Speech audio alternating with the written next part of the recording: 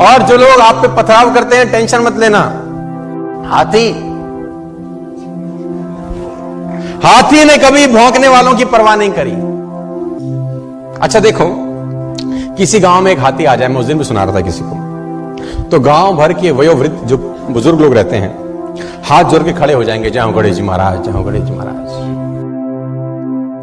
एक सज्जन मुझसे बोले कि गांव और शहर में क्या फर्क है, तो मैंने बोला गांव में हाथी को भी लोग गणेश जी कहते हैं, और शहर में गणेश जी को भी हाथी कहें तो बहुत बड़ी बात नहीं है। और मुझे नहीं लगता कि हाथी के सिवा कोई दूसरा पशु ऐसा है जिसके आगे इतने हाथ जोड़े जाते हैं, मुझे नहीं लगता। लेकिन एक दूसरी विडंबना यह है कि जितने हाथ जोड़े जाते हैं वो और किसी के नहीं जोड़े जाते, और जितने भौंकने वाले इसके पीछे लगे रहते हैं किसी और के नहीं लगे रहते।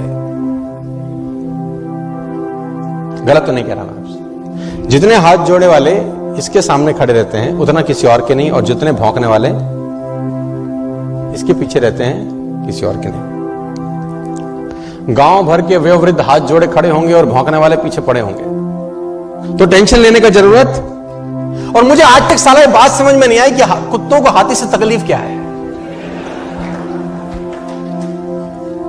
हमको कुत्तों की बात समझ में नहीं आती, उनको हमारी नहीं आती। अगर समझ में आती तो हम पूछते कि भैया तुम्हें तकलीफ क्या है, और कुत्ते जवाब देते तो क्या देते मैं ये भी बता दूं आज आपको।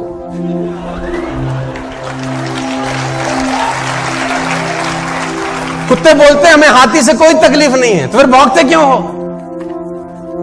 तो फिर भौंकते क्यों? बोले एक ही बात बोलते, हमें तो इसके आगे हाथ जोड़े खड़े हुए जो लोग हैं ना, वो सहन नहीं हो रहे साला।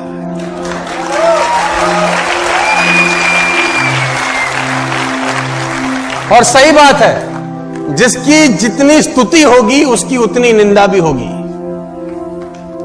जिसकी जितनी स्तुति होगी उसकी उतनी निंदा होगी। स्तुति करने वाले हाथ जोड़े खड़े होंगे और भौंकने वाले पीछे पड़े होंगे। तो घबराने का जरूरत नहीं है कि अगर लोग आपको ताना मारें, टेंशन दें, आप अपना मस्त आगे आगे चलो। लेकिन दिक्कत क्या है? अच्छा, कुत्तों की इतनी हिम्मत नहीं है कि हाथी के आगे आके भौंके।